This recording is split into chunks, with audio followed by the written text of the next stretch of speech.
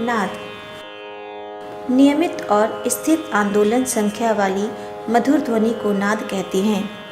दूसरे शब्दों में संगीतोपयोगी मधुर ध्वनि नाद कहलाती है।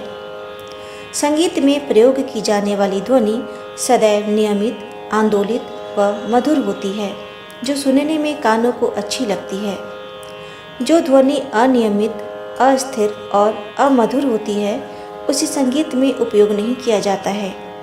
जो ध्वनि संगीत में उपयोग होती है, उसे नाद कहते हैं। नाद के दो प्रकार माने जाते हैं, आहत नाद तथा अनाहत नाद। जो नाद केवल अनुभव से जाना जाता है और जिसके उत्पन्न होने का कोई खास कारण न हो, यानी जो बिना संघर्ष के स्वयंभू रूप से उत्पन्न होता है, उसे अनाहत नाद कहते हैं। जैसे दोनों कान जोर से बंद करने पर अनुभव करके देखा जाए तो घन घन या साय साय की आवाज़ सुनाई देती है। इसके बाद नादोपासना की विधि से गहरे ध्यान की अवस्था में पहुंचने पर सूक्ष्म नाद सुनाई पड़ने लगता है, जो मेघ के गर्जन या वंशी स्वर आदि के सदृश होता है। इसी अनाहत नाद की उपासना हमारे प्राचीन ऋषि मुनि करते थे। यह नाद मुक्तिदायक तो है, किंतु रक्तिदायक नहीं, इसलिए यह संगीतोपयोगी भी नहीं है। अर्थात संगीत से अनाहत नाद का कोई संबंध नहीं है। आहत नाद ध्वनि जो कानों से सुनाई देता है और जो दो वस्तुओं के संघर्ष या रगड़ से पैदा होता है, उसे आहत नाद कहते हैं। इस नाद का संगीत से विशेष संबंध है। आहत नाद ही संगीत के लिए उपयोगी है। इसी नाद के द्वारा सूर, मीरा इत्यादि ने प्रभु सानिध्य प्राप्त किया था और फिर अनाहत नाद की उपासना से मुक्ति प्राप्त की थी। नाद की मुख्य 3 विशेषताएं हैं: नाद की ऊंचाई नीचाई, नाद का छोटा बड़ापन और नाद की जाति अथवा गुण। नाद की ऊंचाई नीचाई। गाते बजाते समय हम यह अनुभव करते हैं कि 12 स्वर एक दूसरे से ऊंचे नीचे हैं। स्वर अथवा नाद की ऊंचाई नीचाई आंदोलन संख्या पर आधारित होती है। अधिक आंदोलन संख्या वाला स्वर ऊंचा और इसके विपरीत कम आंदोलन संख्या वाला स्वर नीचा होता है। गाते बजाते समय ऐसा सहज ही अनुभव किया जा सकता है कि सा से ऊंचा ग होता है, जिसका अर्थ है कि ग की आंदोलन सा से अधिक होगी। इसी प्रकार ग से नीचा रे होता है, अतः रे की आंदोलन ग से कम होगी। नाद का छोटा बड़ापन। क्रियात्मक संगीत में यह स्वतः ही अनुभव किया जा सकता है कि धीरे से उच्चारण करने पर स्वर थोड़ी दूर तक और जोर से उच्चारण करने पर अधिक दूर तक सुनाई पड़ता है। इसे संगीत में नाद का छोटा बड़ापन कहते हैं। छोटा नाद कम दूरी तक और धीमा सुनाई पड़ता है और बड़ा नाद अधिक दूरी तक स्पष्ट सुनाई पड़ता है। तानपुरी के तार को धीरे से आघात करने में तार के आंदोलन की चौड़ाई कम होगी, अर्थात तार कम दूरी तक ऊपर नीचे कंपन करेगा और फलस्वरूप छोटा नाद उत्पन्न होगा। इसके विपरीत तार को जोर से छेड़ने से तार के आंदोलन की चौड़ाई अधिक होगी और बड़ा नाद उत्पन्न होगा। इस प्रकार स्पष्ट है कि नाद का छोटा बड़ापन आंदोलन की चौड़ाई पर निर्भर है। नाद की जाति अथवा गुण। प्रत्येक वाद्य का स्वर एक दूसरे से अलग होता है। जैसे कि सितार का स्वर बेला से और बेला का स्वर हारमोनियम से और हारमोनियम का स्वर सरोद से भिन्न होता है। इसलिए दूर से आती हुई संगीत ध्वनि को हम पहचान लेते हैं कि ध्वनि किस वाद्य की है। विभिन्न वाद्यों के स्वरों में भिन्नता होने का कारण यह है कि प्रत्येक वाद्य के सहायक नादों की संख्या, उनका क्रम और प्राबल्य एक दूसरे से भिन्न होता है। इसी को नाद की जाति अथवा गुण कहते हैं। ऐसा मानना है कि कोई भी नाद अकेला उत्पन्न नहीं होता, उसके साथ कुछ अन्य नाद भी उत्पन्न हुआ करते हैं, जिसे केवल अनुभवी कान ही सुन सकते हैं। ऐसे स्वतः उत्पन्न होने वाले स्वरों को सहायक नाद कहते हैं। सहायक नादों की संख्या, क्रम और प्राबल्य पर नाद की जाति आधारित होती है। अगर आप श्रुति श्रुति का शाब्दिक अर्थ है श्रूयते इति श्रुतयः, अर्थात जो कुछ कानों द्वारा सुना जाए वह श्रुति है। श्रुति की उत्पत्ति श्रु धातु से हुई है, जिसका अर्थ है सुनना। शास्त्रों में कहा गया है श्रवणेन्द्रिय ग्राह्यत्वात् ध्वनिरेव श्रुति भवेत्, अर्थात कानों द्वारा ग्राह्य होने के कारण इसे श्रुति की संज्ञा दी गई है। संगीत में श्रुति के इस व्यापक अर्थ का प्रयोग नहीं किया जाता, क्योंकि सभी ध्वनियाँ नाद नहीं हैं। सप्तक के असंख्य नादों में से जिन्हें सुना जा सके तथा जिन्हें आवश्यकतानुसार प्रयोग किया जा सके, उन्हें संगीत में श्रुति कहा गया है। विद्वानों ने एक सप्तक के अंतर्गत 22 श्रुतियाँ मानी हैं।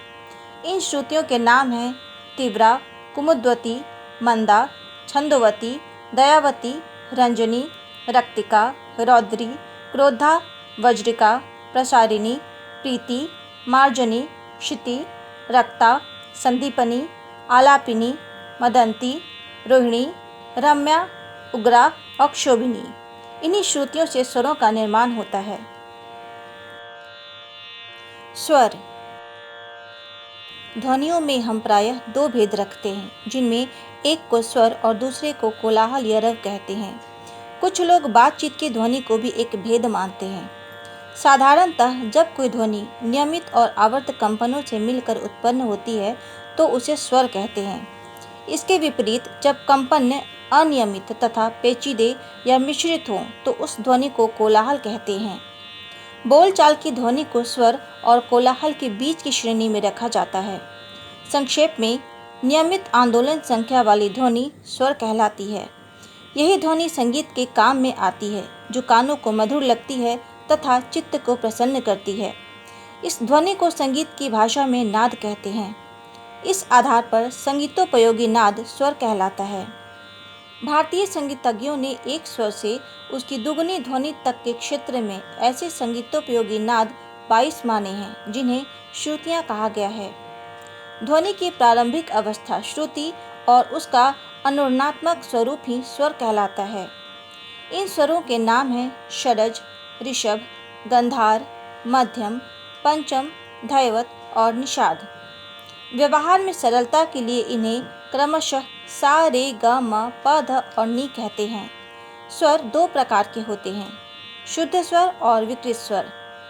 शुद्ध स्वर, जो स्वर अपने निश्चित स्थान पर रहते हैं। इनकी संख्या 7 होती है, सा, रे, ग, म, प, ध, नी। विकृत स्वर, जो स्वर अपने निश्चित स्थान से हटते हैं। इनकी संख्या 5 है, कोमल रे, कोमल ग, तीव्र म, कोमल ध और कोमल नी। इन्हें चल स्वर भी कहते हैं। अचल स्वर, सा तथा प अचल स्वर होते हैं, क्योंकि ये अपने स्थान से हटते नहीं हैं। विकृत स्वर भी दो प्रकार के होते हैं, कोमल विकृत और तीव्र विकृत। कोमल विकृत स्वर, जो स्वर अपने निश्चित स्थान से नीचे गाए बजाए जाते हैं, कोमल स्वर कहलाते हैं। इन स्वरों को लिखते समय इनके नीचे बड़ी लकीर लगाते हैं। इनकी संख्या 4 है। रे, ग, ध, नी कोमल स्वर हैं। तीव्र विकृत स्वर, जो स्वर अपने निश्चित स्थान से ऊपर गाए बजाए जाते हैं। इनके ऊपर खड़ी लकीर लगा के इन्हें दर्शाते हैं। इनकी संख्या सिर्फ 1 है, तीव्र म। सप्तक, 7 शुद्ध स्वरों के समूह को सप्तक कहते हैं। इन 7 स्वरों के नाम हैं सा, रे, ग, म, प, ध, नी। हर सप्तक में सा के बाद रे के बाद ग के बाद म, फिर प, फिर ध, फिर नी स्वर आते हैं। नी के बाद पुनः तार सा आता है और यहीं से दूसरा सप्तक भी शुरू होता है। सप्तक के 3 प्रकार होते हैं, मंद्र सप्तक, मध्य सप्तक और तार सप्तक। प्रत्येक सप्तक में 7 शुद्ध और 5 विकृत, कुल 12 स्वर होते हैं। मंद्र सप्तक, यह मध्य सप्तक के पहले का सप्तक है। अपनी साधारण आवाज़ से दुगनी नीची आवाज़ मंद्र सप्तक की आवाज़ होती है। यह आवाज़ मोटी और भारी होती है तथा इसे गाने में हृदय पर जोर पड़ता है। इस सप्तक की आंदोलन संख्या मध्य सप्तक की आधी होती है। उदाहरण, यदि मध्य सप्तक के प की आंदोलन संख्या 360 है तो मंद सप्तक के प की आंदोलन संख्या 180 होगी। भातखंडे पद्धति में इन स्वरों को लिखते समय इनके नीचे बिंदी लगाते हैं, जैसे सा रे ग म प ध नि, इन स्वरों के नीचे बिंदी है। मध्य सप्तक अपनी साधारण आवाज यानी मंद्र सप्तक से दुगुनी ऊंची आवाज मध्य सप्तक की आवाज होती है। इन स्वरों को गाने में कंठ पर जोर पड़ता है। इस सप्तक का उपयोग ज्यादा होता है। मध्य सप्तक की आंदोलन संख्या मंद सप्तक से दुगुनी होती है। भातखंडे पद्धति में इन स्वरों को लिखते समय कोई चिन्ह नहीं लगाते, जैसे सारे ग म प ध नि। तार सप्तक मध्य सप्तक के बाद आने वाला सप्तक तार सप्तक कहलाता है। यह सप्तक मध्य सप्तक से दुगुनी तथा मंद सप्तक से 4 गुनी ऊंची होती है। उदाहरण के लिए, यदि मध्य रे की आंदोलन संख्या 270 है तो तार रे की आंदोलन संख्या 540 होगी। इस सप्तक के स्वरों को गाने से हमारे तालु तथा मस्तक पर प्रभाव पड़ता है। भातखंडे पद्धति में इन स्वरों को लिखते समय इनके ऊपर बिंदी लगाते हैं, जैसे सा रे ग म प ध नि, इन स्वरों के ऊपर बिंदी लगी है। ठाट ठाट अथवा ठाट हिंदुस्तानी शास्त्रीय संगीत में रागों के विभाजन की पद्धति है। सप्तक के 12 स्वरों में से 7 क्रमानुसार मुख्य स्वरों के उस समुदाय को ठाट कहते हैं जिससे राग की उत्पत्ति होती है। ठाट को मेल भी कहा जाता है। इसका प्रचलन पंडित भातखंडे जी ने प्रारंभ किया था। उन्होंने 10 ठाटों के अंतर्गत प्रचलित सभी रागों को सम्मिलित किया। वर्तमान समय में राग वर्गीकरण की यही पद्धति प्रचलित है। 10 ठाटों से अनेक राग उत्पन्न होते हैं, इसलिए ठाट को जनक यानी पिता की उपाधि दी जाती है। एक ठाट से लगभग 484 राग उत्पन्न हो सकते हैं। राग ठाट पर पूरी तरह से आश्रित होता है। ठाट की पहचान के लिए उससे उत्पन्न होने वाले किसी प्रमुख राग का नाम ही उसे दे दिया जाता है। जैसे भैरव ठाट से उत्पन्न होने वाले उसके प्रसिद्ध राग का नाम भैरव ही होता है। ठाट के कुछ लक्षण माने गए हैं। किसी भी ठाट में कम से कम 7 स्वरों का होना जरूरी है। ठाट में केवल आरोह होता है, इसमें अवरोह की आवश्यकता नहीं होती। ठाट में स्वर स्वाभाविक क्रम में रहने चाहिए, अर्थात सा के बाद रे के बाद ग आदि। ठाट को गाया बजाया नहीं जाता, इसलिए इसमें रंजकता अर्थात मधुरता नहीं होती। एक ठाट से कई रागों की उत्पत्ति हो सकती है। आज भारतीय संगीत पद्धति में 10 ही ठाट माने जाते हैं। पंडित भातखंडे के द्वारा वर्गीकृत 10 ठाट निम्नलिखित हैं। बिलावल, इसके सभी स्वर शुद्ध होंगे। कल्याण ठाट, इसमें मध्यम तीव्र तथा शेष सभी स्वर शुद्ध होंगे। खमाज, खमाज में नी कोमल होता है तथा शेष सभी स्वर शुद्ध होते हैं। ठाट काफी, इसमें ग नी कोमल तथा शेष सभी स्वर शुद्ध होंगे। आसावरी ठाट, इसमें क ध नि स्वर कोमल तथा शेष सभी स्वर शुद्ध होंगे। भैरवी ठाट, इसमें रे ग ध नि स्वर कोमल तथा शेष सभी स्वर शुद्ध होते हैं। ठाट भैरव, इसमें रे और ध स्वर कोमल होते हैं, बाकी सभी स्वर शुद्ध होते हैं। मारवा ठाट, इसमें रे कोमल और म तीव्र होता है, बाकी सभी स्वर शुद्ध होते हैं। पूर्वी ठाट, इसमें रे और ध स्वर कोमल तथा मध्यम तीव्र प्रयोग होता है, इसके अलावा शेष सभी स्वर शुद्ध होते हैं। तोड़ी ठाट, इसमें रे ग ध स्वर कोमल और मध्यम तीव्र प्रयोग होता है, इसके अलावा सभी स्वर शुद्ध प्रयोग होते हैं। तो ये थे हमारे 10 ठाट। यदि आप जाति राग नियमों के अनुसार राग में कम से कम 5 तथा अधिक से अधिक 7 स्वर लगते हैं। अलग अलग रागों में लगने वाले स्वरों की संख्या भिन्न भिन्न होती है। राग में लगने वाले स्वरों की संख्या का बोध इन जातियों से होता है। मुख्य जातियाँ 3 मानी गई हैं, जिनके नाम हैं संपूर्ण, षाडव और औडव।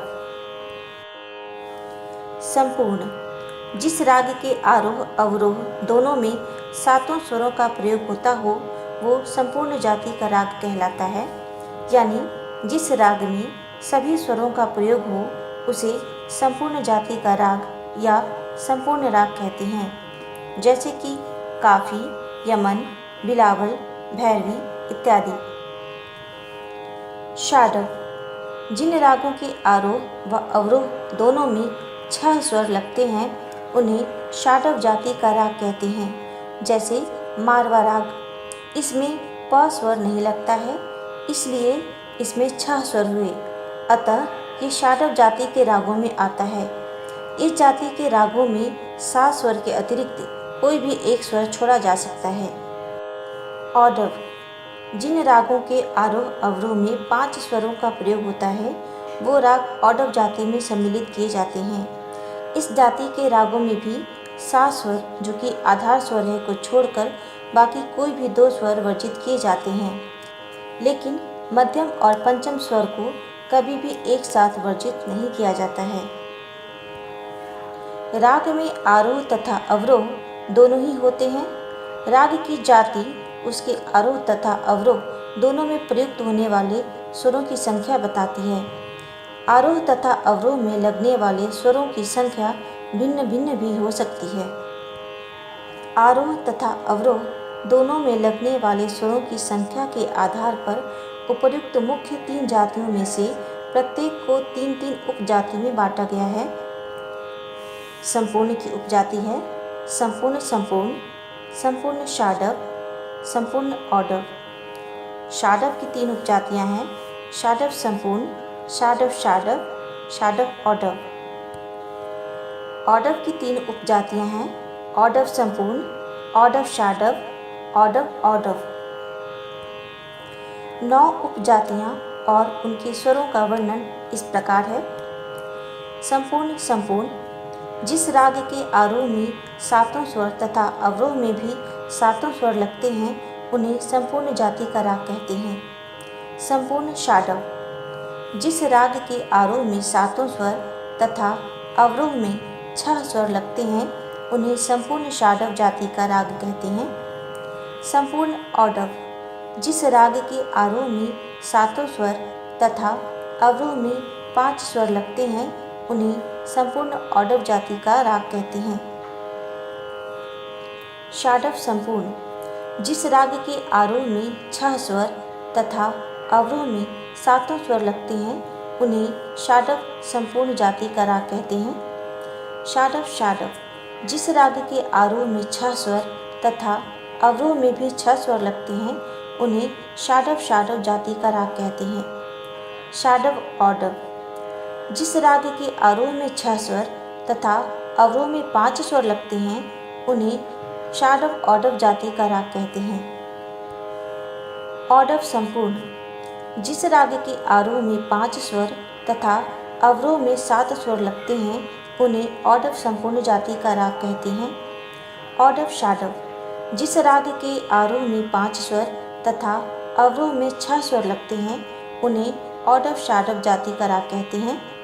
औडव औडव जिस राग के आरोह में 5 स्वर तथा अवरोह में भी 5 स्वर लगते हैं उन्हें औडव औडव जाति का राग कहते हैं।